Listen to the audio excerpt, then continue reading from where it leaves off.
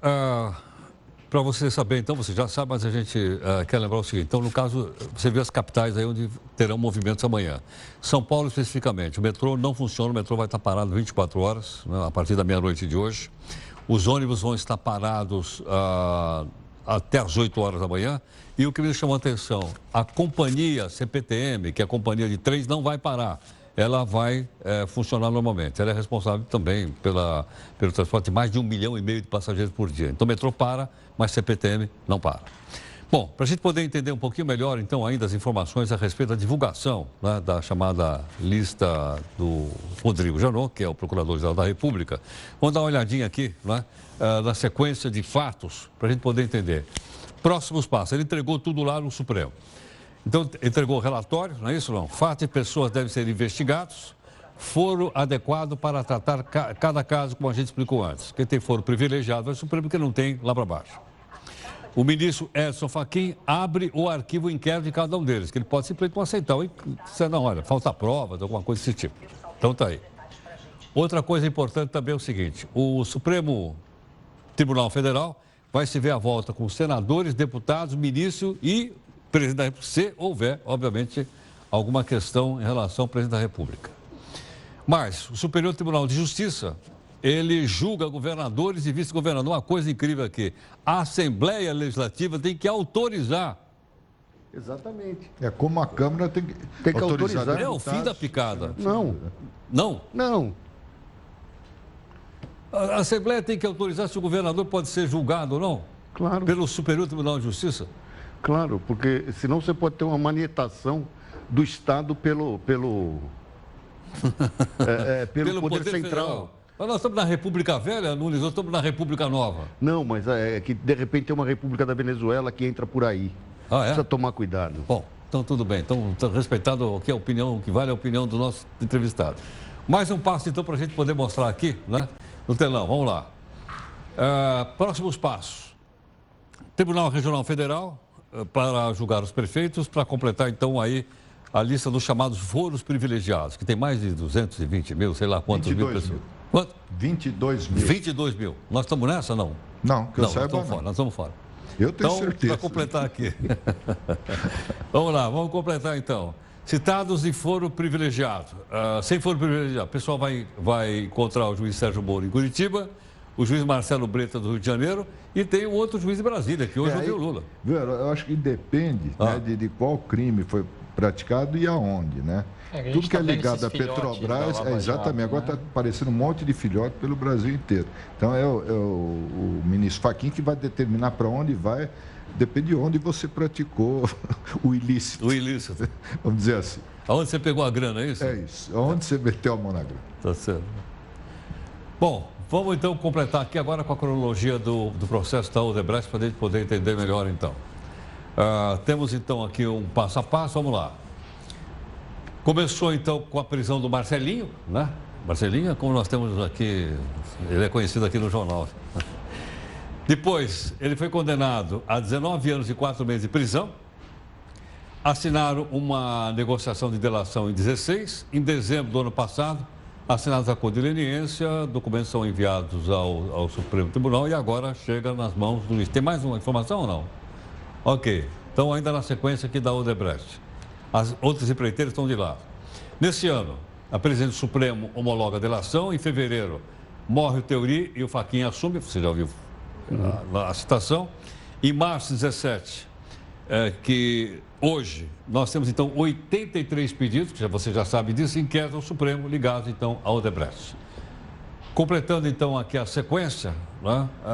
Temos então outra informação ligada ainda ao Odebrecht, que resume esses acontecimentos que estão todos aí.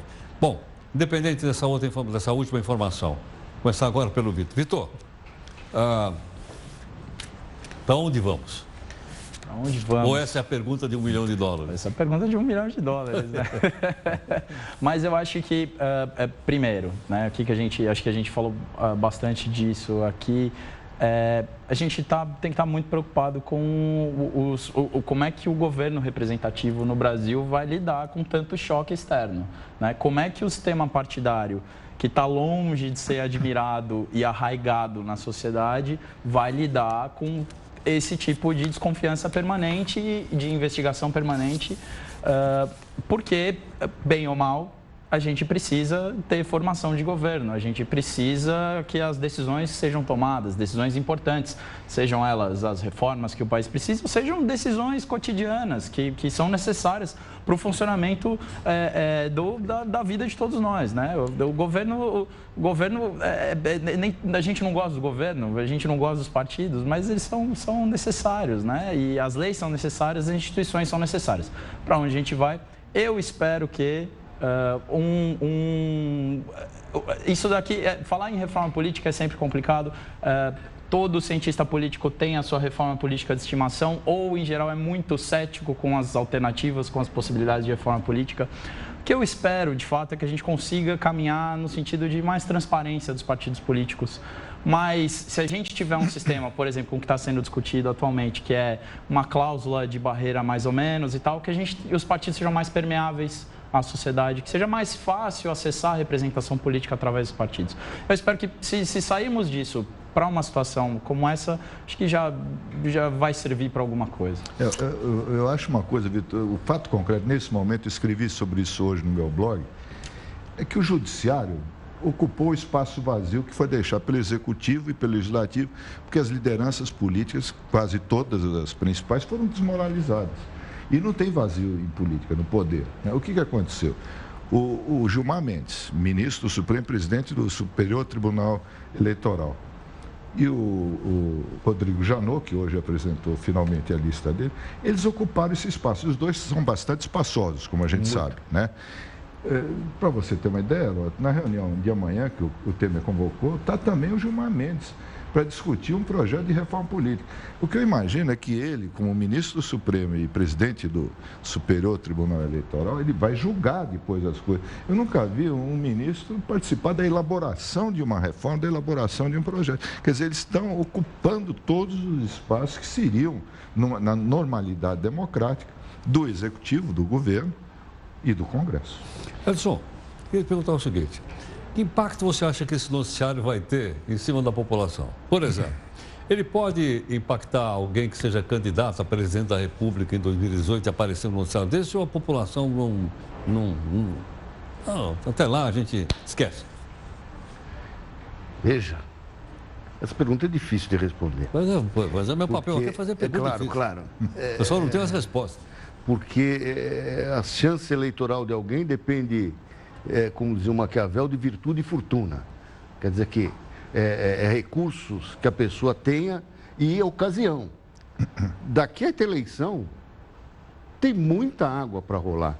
Porque é um tempo que pode parecer curto em meses, mas é denso em pauta. Então, é um tempo lento, um tempo viscoso, que vai demorar para ocorrer, e qualquer mudança súbita pode levar a um patamar que as chances de um e de outro podem mudar drasticamente.